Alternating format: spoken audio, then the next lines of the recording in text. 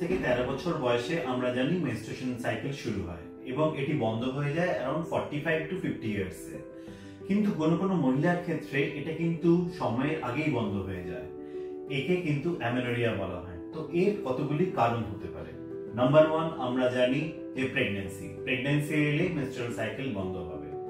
Second কারণ হলো hormonal imbalance.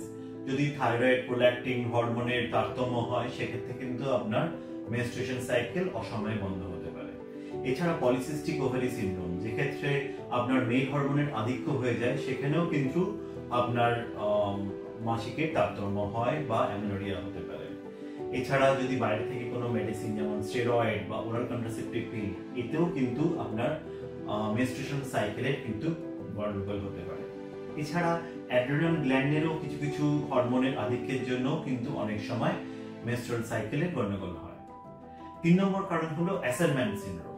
এখানে কি হয়, এখানে জরায়ুর যে দুটি ওয়াল থাকে সেটি পরস্পরের সঙ্গে জোড়া লেগে যায়। এর অনেক কারণে এটি হতে পারে।